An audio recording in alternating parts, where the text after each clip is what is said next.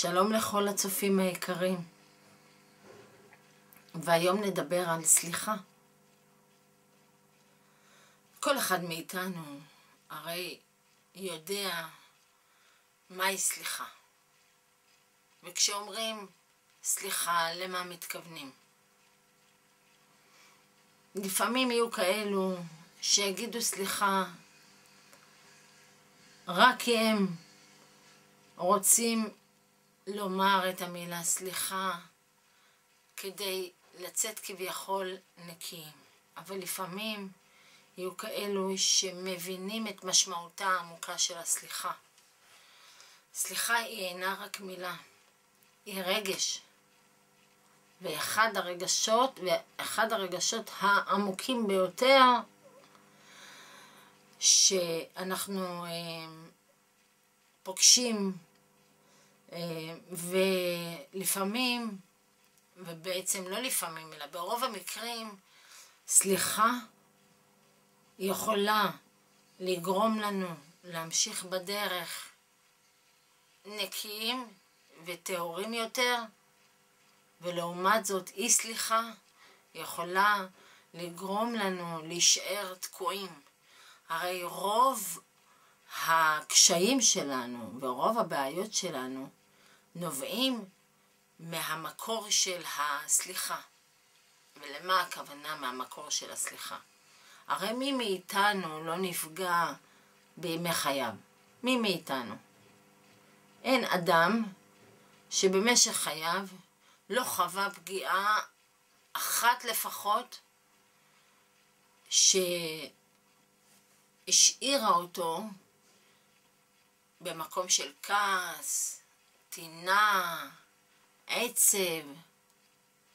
וכל הרגשות הללו הם בעצם רגשות שאם אנחנו לא פותרים אותם, הם יופיעו במהלך חיינו בכל מיני מקרים שיגרמו לנו וימשיכו לגרום לנו לתקיעות מסוימת. הסליחה באפשרותה לשחרר אותנו ולתת לנו את ההנאה להמשיך קדימה. לא תמיד קל לנו להיות במקום של סליחה, כי לסלוח דורש מאיתנו לוותר על אגו, דורש מאיתנו להיות מחוצה לנו על מנת שאנחנו נוכל לראות את התמונה ממקום גבוה יותר. זה כביכול להיות מחוץ לנו, אבל בעיקרון זה להיכנס אל תוכנו פנימה. לזהות רגש שיש בו כעס, טינה, עצב ועוד רגשות נקמה. כל הרגשות הללו הם רגשות שנובעים בדרך כלל מפגיעה של החברה בנו או מפגיעה שלנו בעצמנו. וכדי לזכך את הרגשות הללו, אנו זקוקים בעצם לסליחה. נכון שמי שפגע בנו, או נכון שאם אנחנו נפגעים וכועסים על עצמנו, קשה לנו לבוא ולומר אני סולחת, אני סולח לכל מה שקרה. זה הרי מאולץ. אם כן, איך נגיע למצב של סליחה? עלינו לזהות את הרגש,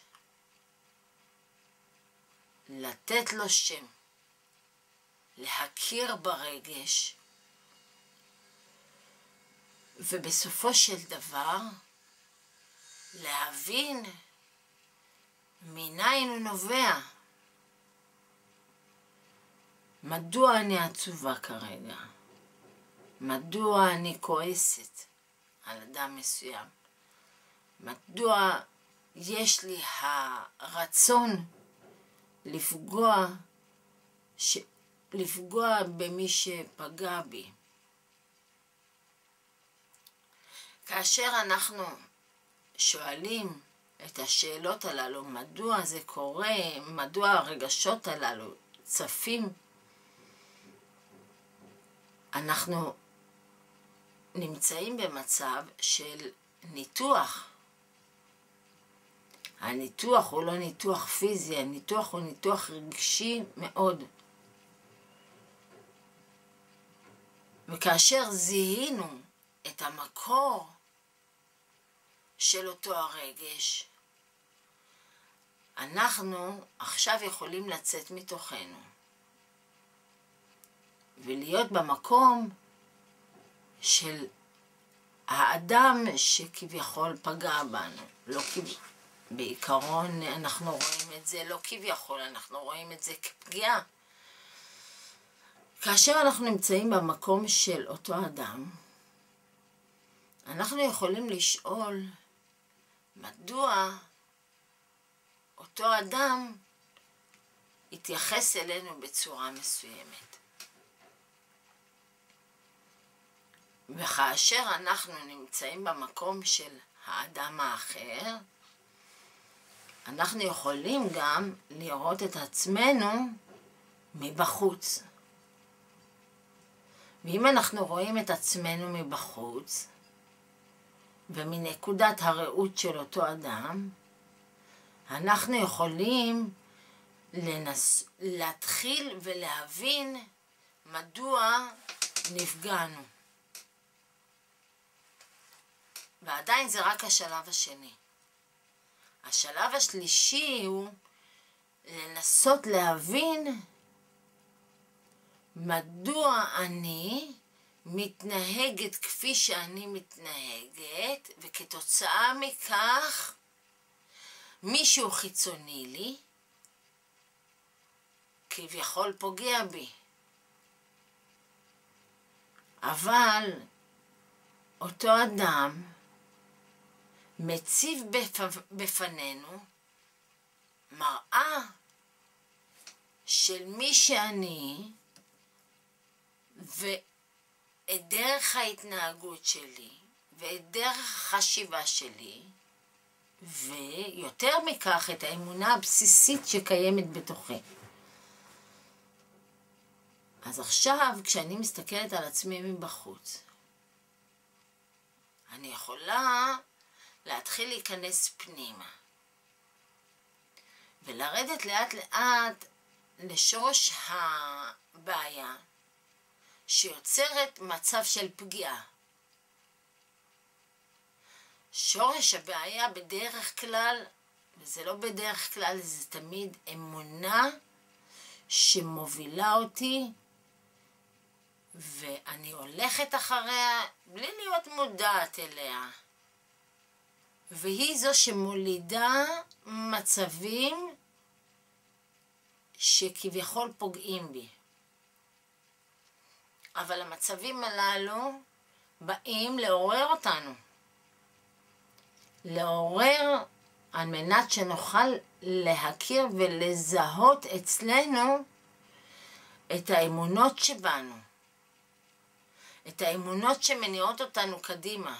וזה לא חשוב מי יצא קודם, התרנגולת או הביצה.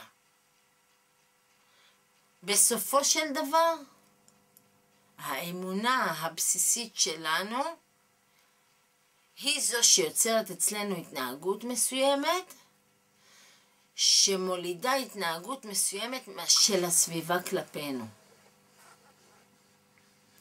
אם כן, בעצם, כאשר אנחנו מבינים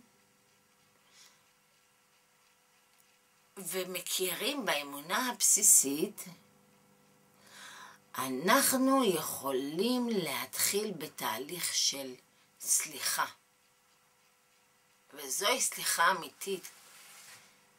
סליחה אמיתית יכולה לשחרר אותנו מהכבלים שכובלים אותנו לאמונות הבסיסיות שאנחנו צריכים לשנות, שכובלים אותנו להתנהגויות מסוימות שלנו ושל הסביבה. רק מהמקום הזה אנחנו יכולים להגיע להבנה של סליחה.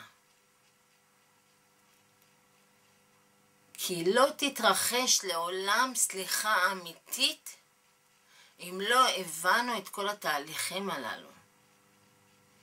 סליחה אמיתית נובעת אך ורק מהמקום העמוק של ההבנה, של האמונה הבסיסית שלנו, ולאחר שהבנו אנחנו יכולים לסלוח. וכאשר אנחנו באמת, כאשר אנחנו סולחים, הסליחה באה מעומק הלב, ויש לה משמעות. כי לומר סליחה, לצאת ידי חובה, אין בה מן האמת. היא לא משחררת לא את מבקש הסליחה ולא את האדם האחר שמבקשים ממנו סליחה. כי כאשר אנחנו בעצם מבקשים סליחה מהמקום הפנימי העמוק, זה מורגש וזה ברור גם לאדם שעומד מולנו. הוא יודע או היא יודעת שאנחנו מאמינים בבקשת הסליחה מהם. כי אנחנו מודעים לסליחה. כאשר זה בא ממקום עמוק, ההתנהגות שלנו גם תראה שאנחנו בהחלט מתכוונים לסליחה. משום שלאחריה היחס שלנו כלפי הנפגע או כלפי הפוגע ישתנה. ישתנה כי אנחנו הזדככנו. הנפגע יכול להיות אנחנו. הנפגע יכול להיות אדם אחר. מישהו שאנחנו כביכול פגענו בו. הרי אנחנו אחד, ואין הבדל ביני לבינך, ביני לבינך. ואם אין הבדל, אז הסליחה היא קודם כל צריכה להיות סליחה כלפי העצמי שלי.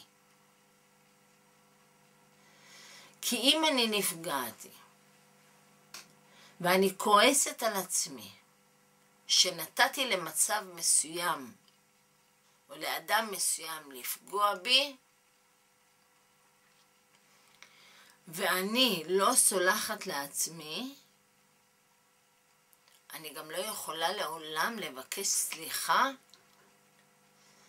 ממישהו אחר בכוונת הלב. אני קודם כל צריכה להכיר במי שעצמי, במי שאני ובעצמי שלי, לבקש מהעצמי שלי סליחה.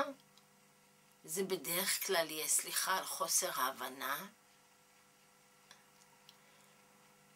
סליחה על חוסר קבלה, ורק אחר כך אני יכולה להשתמש ביכולת הסליחה כלפי הסביבה החיצונית. משום שאנחנו תמיד יכולים לפרוח אך ורק מתוכנו. לבקש סליחה ממישהו אחר, מבלי להתכוון לכך, גם האדם האחר יודע זאת. ואנחנו יודעים שעל פי האמונה, כאשר אני מבקשת 3 פעמים סליחה מאדם אחר, והוא אינו סולח לי, אז בעצם כביכול הבעיה היא שלו.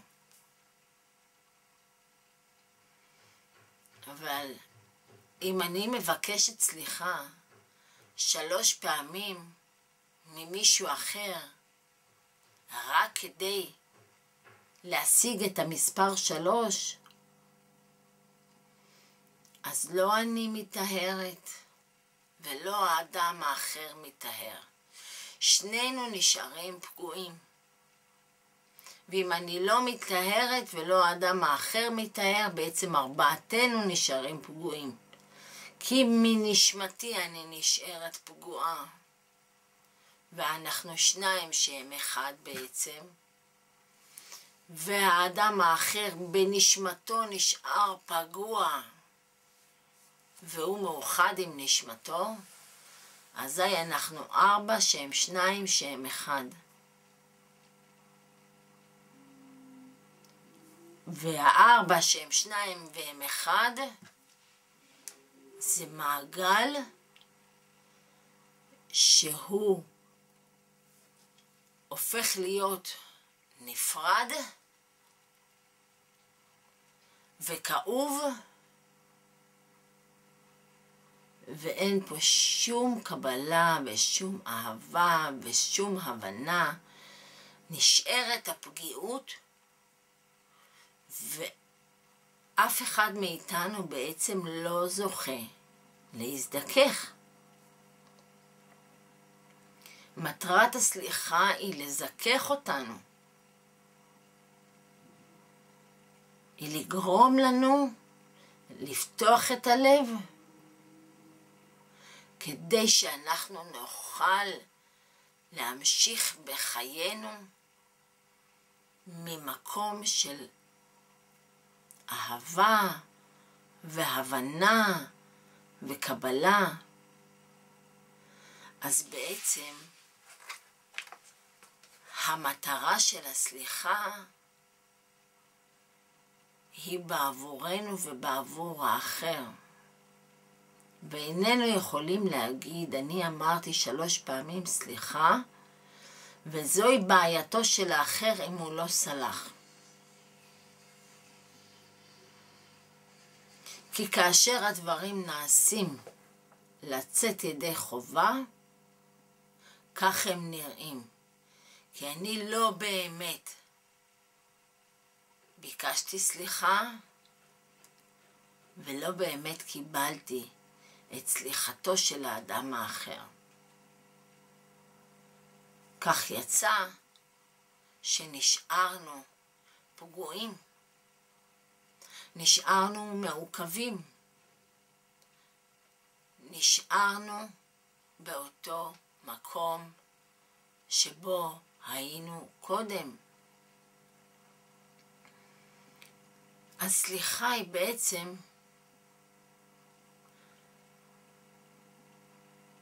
הדרך שלנו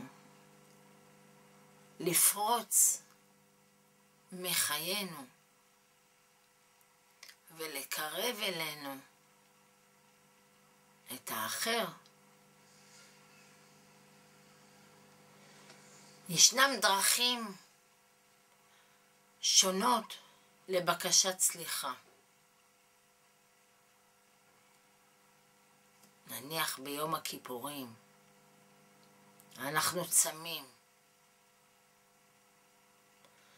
וחלק מזה הוא ממקום של בקשת סליחה על מנת להזדכך. אבל אנחנו לא צריכים לחכות ליום אחד בשנה. לעשות את זה. כי הצום יכול לגרום לנו להזדככות רגעית. ומה קורה אחר כך? האם באמת הזדככתי? המטרה היא להזדכך לא רק בגוף, בנפש. והסליחה מקורה בהזדככות הנפש. ולכן, כדי שיהיה קל יותר, עלינו לעשות את התהליכים האלו לפני שנגיע ליום אחד בשנה,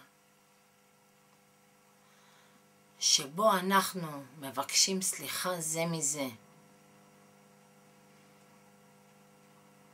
כאשר אנחנו מחכים ליום אחד בשנה, זה לא נראה אמיתי. זה נראה מאולץ. הרי אם פגעתי או נפגעתי, אנחנו צריכים לאזן את זה עוד קודם. כי לפעמים כדור שלג, כשהוא מתגלגל, הוא הופך להיות גדול יותר. וכשהוא הופך גדול יותר, הוא קובר איתו רגשות רבים. רגשות של חמלה, של הבנה, של הכרה. אבל מציף רגשות של כעס ושנאה וטינה ואת כל הרגשות השליליים. כמו שמן על מים, שקשה להסיר את השמן מן המים. אלא אם מרתיחים את המים, אז השמן מתערבב בתוכם. וכאשר הם קופאים או מתקררים, השמן צף למעלה. אז זאת אומרת שבזמן רתיחה ובזמן של כעס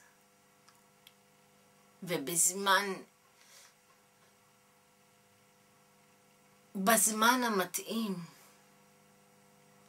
ולא פעם בשנה, עלינו לסלק את השמן הזה מעלינו. כי השמן הזה הוא דביק ומחוספס. הוא לא חלקלק, הוא מחוספס כי הוא מחספס אותנו, את הרגשות שלנו. והוא לא מאפשר למים הטהורים לתת את הטון. אז אנחנו מאחלים לכם שלא רק ביום הזה, אלא במשך כל השנה, תהיו מודעים לעוצמה של הסליחה וכיצד להגיע אליה. כי היא זו שתוביל אתכם קדימה ולאחדות.